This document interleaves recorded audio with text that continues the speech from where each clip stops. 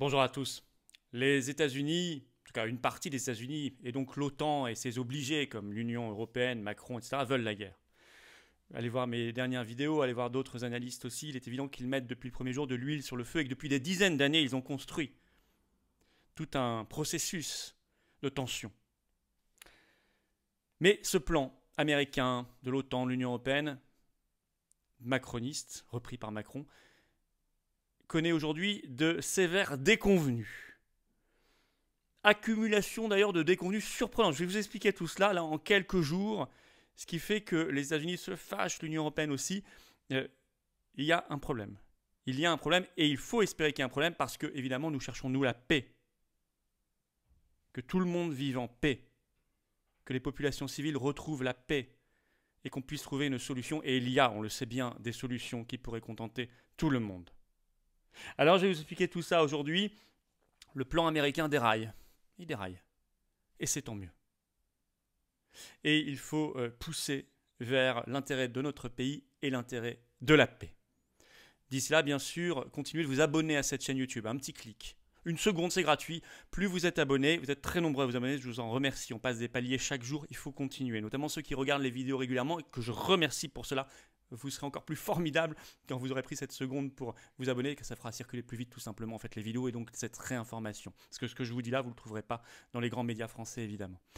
Par ailleurs, eh bien, venez. Venez vous battre pour la paix. Venez vous battre pour votre pays. Venez vous battre pour notre pays, pour les enfants. Nos enfants. Nos petits-enfants, peut-être que vous en avez. Ben oui. Il faut penser à eux, il faut penser à l'avenir, il faut penser à notre liberté, à notre souveraineté de peuple, à notre dignité, à notre humanité. C'est tout ça qui est contenu dans cette carte orange d'adhérents aux patriotes. Moi, je vous attends. Le combat, on ne le réussit jamais seul dans son coin. Ça vaut pour moi comme pour vous, pour tout le monde. Ensemble, on peut y arriver. On va y arriver. Alors le lien pour adhérer aux Patriotes ou reprendre votre adhésion annuelle, c'est un seul lien. Il est sous la vidéo en description, vous le trouverez également en premier commentaire épinglé, vous le trouverez également en cliquant directement sur l'écran, là, je ne sais pas où exactement, vous verrez, en toute fin de vidéo. Sous la vidéo en description, un autre lien dont il faut que je vous parle, pour faire un don de soutien aux Patriotes. Pourquoi c'est particulièrement important en ce moment? Parce qu'on a des centaines de candidatures aux élections législatives à financer, qu'on n'a pas un seul financement public, rien, pas un centime. Or, ce sont nos candidats qui payent les bulletins de vote, même les bulletins de vote pour pouvoir voter, plus tout le reste, affiches, tracts, profession de foi, etc. Plus les manifs qu'on reprend le 21 mai. Eh oui. Or, on paye pour eux parce qu'on ne veut pas que les candidats soient obligés de payer. Voilà, donc si vous pouvez faire un don selon vos capacités, c'est formidable. Il y a un lien sous la vidéo en description. Adhésion, réadhésion, dons sont défiscalisés aux 2/3 pour vous, vous le savez. Un énorme bravo aux donateurs, aux réadhérents, un énorme bienvenue aux nouveaux patriotes. Allez, on se bat. Alors justement, le plan américain de l'OTAN, de l'Union européenne, de Macron déraille. Ce plan sur la guerre. Accumulation ces derniers temps de déconvenues surprenantes. Ainsi, on pourra espérer que ça freine cette machine folle qui risque de déclencher une guerre chez nous et en plus un très grave appauvrissement. Ou l'un ou l'autre, ou les deux. Première déconvenue, le 5 mai. Tout récemment, l'OPEP, l'Organisation des pays exportateurs de pétrole, donc un cartel de pays exportateurs de pétrole, allié de la Russie depuis 2016, a refusé, a annoncé le 5 mai, d'augmenter sa production de pétrole. Alors que l'Union européenne veut mettre en place, vous savez, c'est le souhait d'Ursula von der Leyen, la présidente de la Commission européenne, veut mettre en place un embargo sur le pétrole russe. Et donc, ils se disaient, on va compenser avec le pétrole de l'OPEP, ils vont en produire davantage pour nous, ça compensera le pétrole russe. Ils ont dit non. Vous voyez, depuis 2016, il y a une alliance OPEP-Russie contre le pétrole de schiste américain. Aujourd'hui, ils ont même réaugmenté leur part de marché mondial à 55%. Donc, ils dominent le jeu. Résultat, non seulement on ne pourra pas compenser si on fait cette folie de l'embargo sur le pétrole russe, on ne pourra pas compenser. Et en plus, ça va faire augmenter les cours. L'augmentation des cours de pétrole va continuer, va se poursuivre. Selon un spécialiste cité par les Échos dans un article du 5 mai, on irait vers 120 $ très bientôt le baril. Ça contraint les projets de remplacement du pétrole russe et d'isolement de la Russie. Deuxième déconvenue. La Russie trouve de nouveaux clients, beaucoup plus facilement que prévu. Ça, on le sait par un article de la Tribune du 27 avril, par exemple. Je cite le titre « L'Inde achète de plus en plus de pétrole et charbon russe ». Le charbon, l'embargo de l'Union européenne sur le charbon russe a déjà été décidé. Il doit se mettre en place à partir d'août prochain. Et ce qui fait que la Tribune a noté qu'en mars 2022, l'Inde avait son plus haut niveau d'importation de charbon russe depuis janvier 2020, avant le Covid. On peut citer aussi cet article de la Tribune qui dit que ça se fait malgré la menace des États-Unis contre l'Inde. En effet, on sait par un article de France Culture du 12 avril, guerre en Ukraine, la neutralité de l'Inde agace les États-Unis. Bien, malgré la pression et les menaces des États-Unis, l'Inde tient bon et achète de plus en plus de charbon russe et de pétrole russe. Pareil pour la Chine. Article de BFM Business tout récent du 1er mai dernier. La Chine à la rescousse, c'est le titre. Je cite l'article. Pékin a augmenté ses livraisons de gaz russe de 60% depuis le début de l'année. De quoi amortir le choc de la progressive coupure de gaz en Europe. Grâce notamment à son gazoduc qui a été construit entre la Russie et la Chine, Power of Siberia, lancé après 2014 et la Crimée. Et puis, en mars 2022, la Chine et la Russie ont décidé d'un nouveau pipeline, Soyouz Vostok, qui traversera la Mongolie vers la Chine. Donc ils sont en train de s'organiser. Pas d'isolement de la Russie et pas de perte finalement de chiffre d'affaires, ou beaucoup moins que prévu, ou simplement très transitoirement.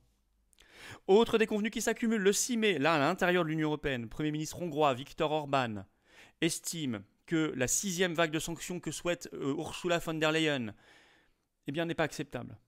Cette 6e vague de sanctions de l'Union européenne contre la Russie franchit ce qu'il appelle une ligne rouge. Notamment, dans cette 6e vague, il y aurait l'embargo sur le pétrole russe. Viktor Orban déclare « Il y a un moment où il faut dire stop ».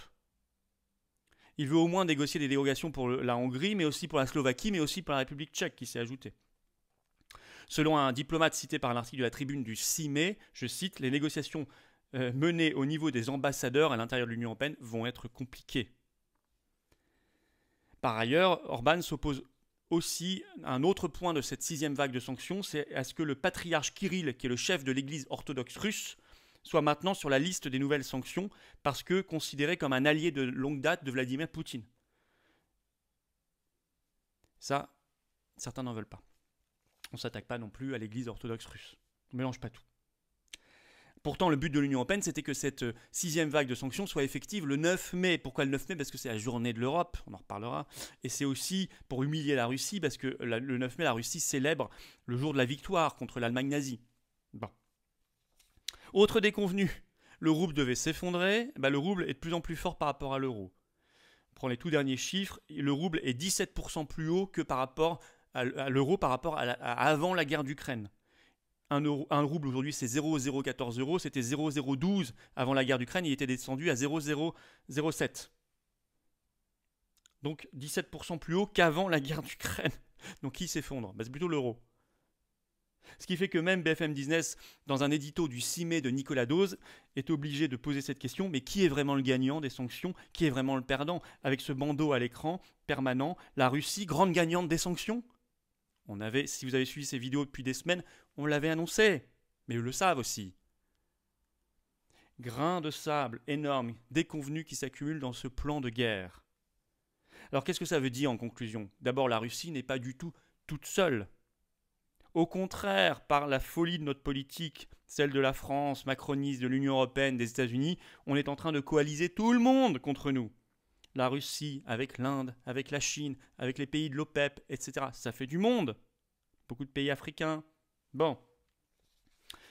Deuxièmement, on voit que l'Union européenne est de moins en moins unie. Je viens de vous en parler.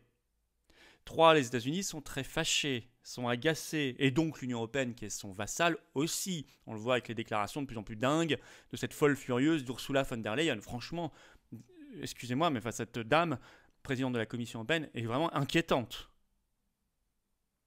Et elle n'a aucune légitimité, je le rappelle.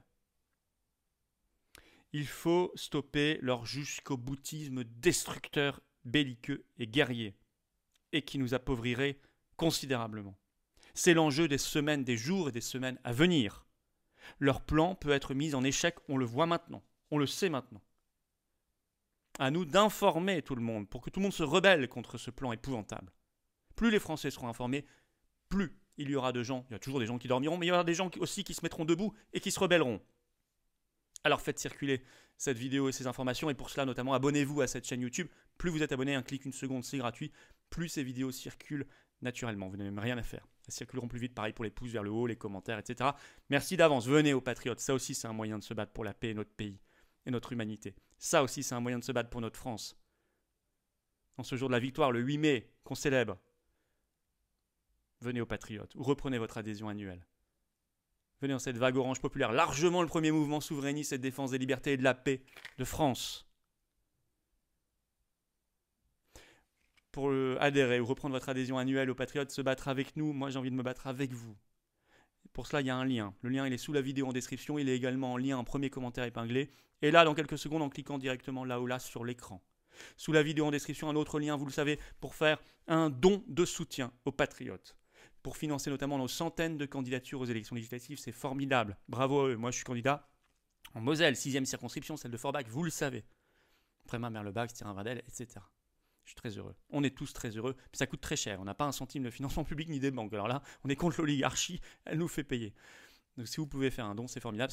Pour le faire, il y a un autre lien sous la vidéo en description. Sachant que les dons, les réadhésions, les adhésions sont défiscalisées aux 2 tiers pour vous. Voilà, bienvenue aux nouveaux patriotes, tout simplement. Venez. Bravo aux donateurs, aux réadhérents également. Vive la France. Vive la paix. Vive la France.